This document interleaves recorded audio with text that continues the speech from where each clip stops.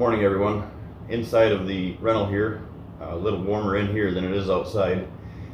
Kind of a frustrating morning here, so I figured this would be, this falls into some of the topics that we're going to talk about in this video. Should be out in the woods, but we're not there for a reason that we're going to touch on. So what we're going to talk about today is it's go time. It's the rut, or creeping up on the rut in most of the whitetail range. For whatever reason we've talked about before, no matter where you're at in the whitetail range, October, the end of October is a pretty powerful time of the year, but the end of October has to be labeled the pre-rut in most cases, all cases. That leads us into the rut. Of all of the anticipation, all the things that we prepare for, it seems like the rut is the pinnacle of the hunting season. So when we get to that time, I find that, and there are many, and I'm just as guilty as anybody watching this, I find that there are many fails to the rut. But we're going to talk about three of them that stand out to me. So the top three rut fails. So number one on the list here is we're going to talk about what happens to our mentality and trying to make things happen in the rut. And one of those processes, I guess you could say, that happens is forcing the envelope with trying to make bucks frequent mock scrapes, natural scrapes that you found. There's a piece of the puzzle that folks bring to the table each and every year that, in my opinion, is a devastation, can be a devastation. So we're going to touch on that. So what I'm speaking of that there is the scent, not human scent, but lures, scent lures, and you know, all these different manufacturers that are out here in the industry that are trying to push the latest and greatest lure, you know, estrus and you know, gels and whatever the case is. Now, there's a couple of points to this. And if my good buddy Tom's watching, Tom, don't take this to heart, but Tom's been good over the years. And Tom I'm referring to is at Nature's Best Whitetail Scents, and he's based out of Michigan. He's a good friend of mine. Right next door, has one heck of a business, grows some giant whitetails. But if you're going to use any lure or attractant, I highly recommend contacting Tom at Nature's Best there. His address is actually a Reed City, Michigan address, and I would highly recommend reaching out to Tom, and he can steer you in the right direction per the right time of the year. Now, Tom does offer a tarsal gland gel that he has a lot of success with, putting that tarsal gland gel on licking branches. Well, I personally tried it a couple years ago. I had some success with it, but I also had some fails. And where I see most of my strategies leading into is less and less lures. And the reason I say that, guys, is once you get, so there's a kind of a different an approach here to kind of figure that out. Do you need it or do you not? I guess the thing that I'm looking at is over the years, I find myself using less and less of it. And the reason for that is it strongly hinges on, or strongly comes from, the use of vertical licking branches, the mock scrapes. Once you get those established, like we've talked before, your information, a fraction of that information is in the scrape. Most of that information is on that licking branch. So the value of the scrape itself has a place in that value standard, along, you know, within the rut and in that information that they're gathering, obviously.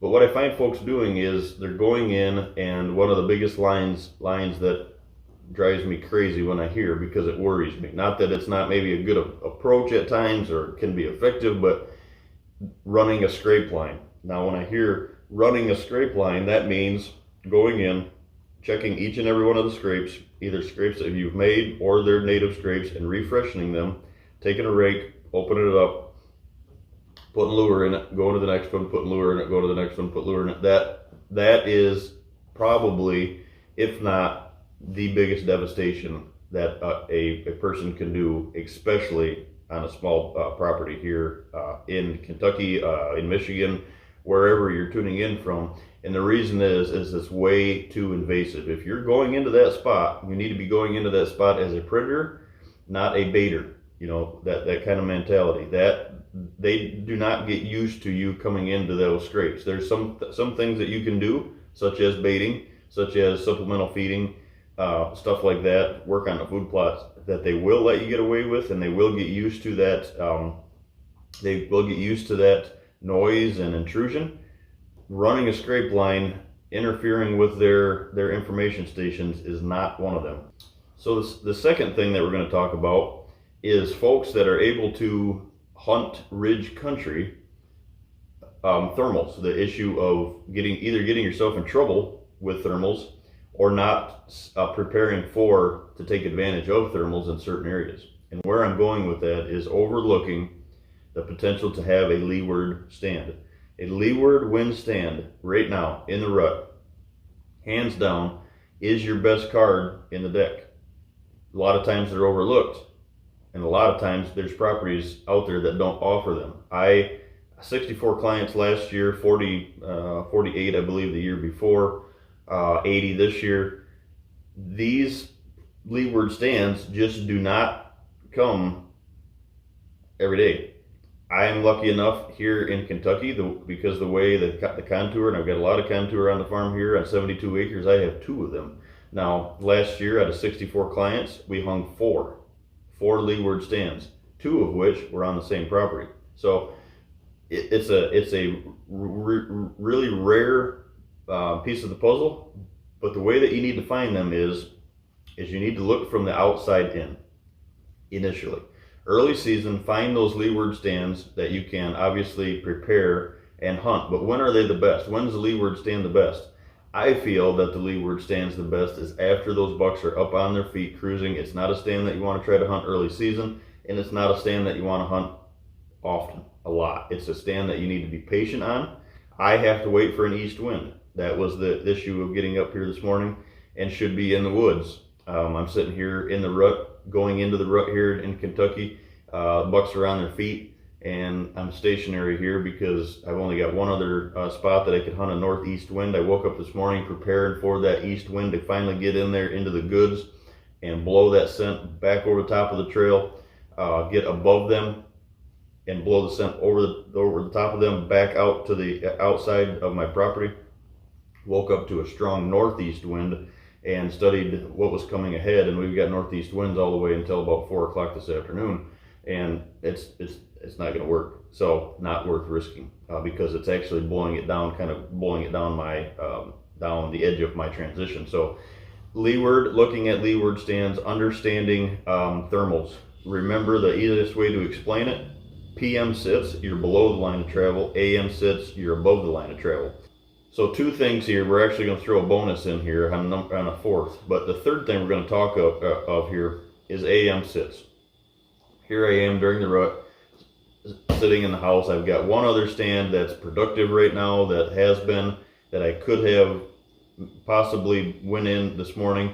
I'm letting that bake because of a certain deer that's in that area. So I'm kind of treating that with kid gloves right now, if you will. But AM sits. I'm choosing to do more AM now than I am PM. The reason for the morning sits trump the PM sits right now is because they are on their feet way more in the morning than they are in the PM. Now, can you get lucky and catch one of those bucks coming off one of those does after that 28-hour period and getting on that movement and catching him? Yes, you can. But the heat of the day is obviously warmer, and it's affecting them more in the afternoon than it is in the morning because of the temperature alone. So what you're finding is them bucks are going to hold up if they're off one of those does. You got to keep in mind, guys, that this is another video coming down the road here, but a lot of folks believe that this rut is a sprint. You know, it's a sprint for the deer. It's for the bucks. It's a multiple 10 does a year that they're breeding, 3-4 does a week, and there's folks that believe that. Well, that's not the truth. The truth is a mature buck in most cases of the whitetail range will only breed 2 or 3 does over the entire rut. So it's not a leave one doe, get to the next, get to the next, get to the next, get to the next. So this lockdown continues for days on end. There is a gap in between, and those gaps are, to take advantage of those gaps, are in the AM setting, because what's going to happen is, like I said, just the heat of the day alone is going to keep him locked closer to his bedding area. Even if he doesn't get all the way back to his normal bedding, it's going to keep him locked into them bedding areas a little bit longer than normal during the rut, because he knows that cool temperatures in the morning, then he can do what we just touched on, put the thermals in his favor, and it's cooler for him when he knows them does are out feeding and they're not back in bedding areas yet, and he can catch them moving in the mornings. So the morning right now is a huge productive tool, but it has to be right, such as this morning. I didn't have the east wind, the spot that I want to hunt. I can't get in there and hunt the stands, the two leeward stands. I need to hunt without that. If anything, any twist to it's got to be southeast and not northeast. And woke up this morning when it was supposed to be east, very strong east, not strong winds, but 5 to 10 mile an hour, and woke up to a northeast wind. So here I sit doing the video with you guys. So it's still a pick and choose hunt, but we have to start being more forceful. It's a magical time of the year, guys, but it's a time of the year that most folks, it's like going to prom, right? It's like waiting years to ask that girl to prom, and either one, she breaks your heart right off the beginning and tells you no, or she accepts to go to prom and then she ditches you at the prom. That's about the heartbreak that we all experience during the rut, and it's the truth. So the bonus video, is he there? Is he there? Is the opportunity to have that buck in front of you, is it already presenting itself? And what I mean by that is this: the world that we're in right now, I'm probably in that world more so than a lot of people are. My business, my strategy, all revolves around the use of cell cams or cameras in general. I'm gaining more force towards a cell cam than I am a regular camera. But the reason I bring that up is this: I think we get lost in only hunting when our cell cameras are telling us to hunt. Now, if you go back on videos that I go all year, and I try to do these, time specific, if you will, so we don't get each other, or I don't, get you into trouble.